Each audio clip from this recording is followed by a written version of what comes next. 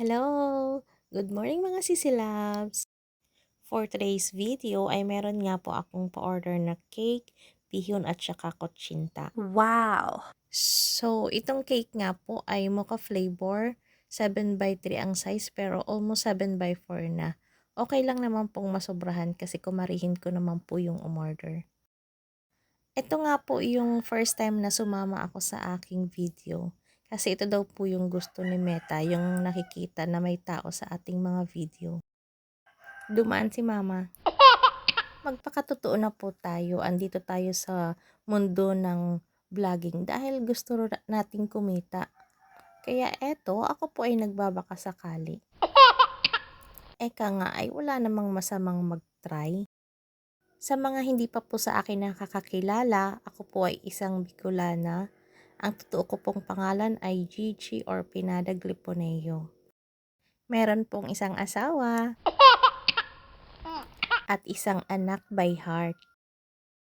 Hindi ko po siya biological na anak, siya po ay aking pamangkin pero anak ko po siya by heart. Gusto niya daw akong maging mommy kaya in-embrace ko na siya bilang aking anak. So, back to baking. Ako nga po ay nagsimula sa ganitong hanap buhay nung nagsimula din po ang pandemic. Nagsimula sa kakanin, tsaka sa mga steam na pagkain dahil wala pa po akong oven.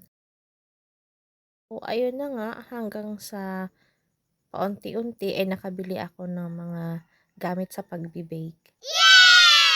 Ang ginagamit ko po palang icing ay whip it. Pag ganito pong mocha, ang ginagawa ko pong pang flavor ay yung kopi ko brown. Tunaw ko lang po sa tubig na mainit tsaka pinapalamig bago ko nilalagay sa icing. So, simple lang po itong aking ginagawang design ng cake. Meron pong touch of blue dahil pang regalo po ng aking kumari sa kanyang darling na birthday today. Woo! Huwag na po nating i-sharp edge. Hindi naman kailangan sa design. Yes! Lalagay lang po tayo ng blue sa baba tsaka susulatan po muna natin bago natin lalagyan ng piping sa taas. Wow!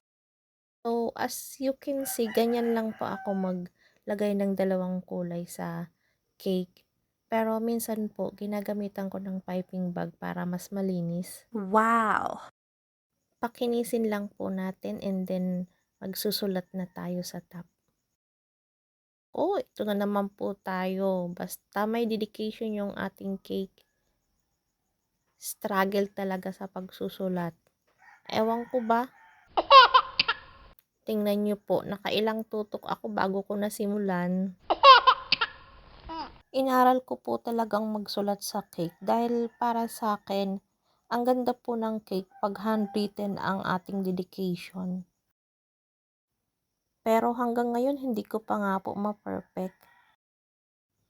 Sinulatan ko po muna niyang cream color na icing. And then mamaya papatungan ko po yan ng blue.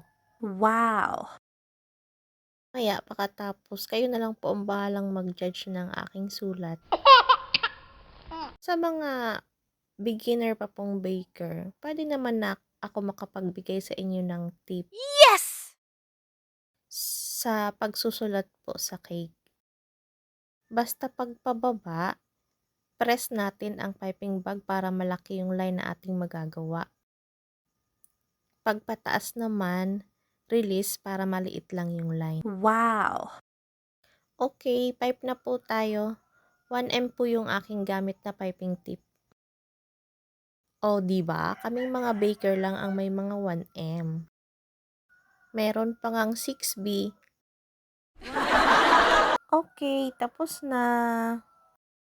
Maganda ba mga sisilabs? Wow!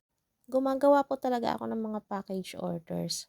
Pag nag-request si client ng gustong pagkain and sakaling kaya kong lutuin, di for the go na. Sayang naman ang kita. Tapos na. Thank you for watching. Bye!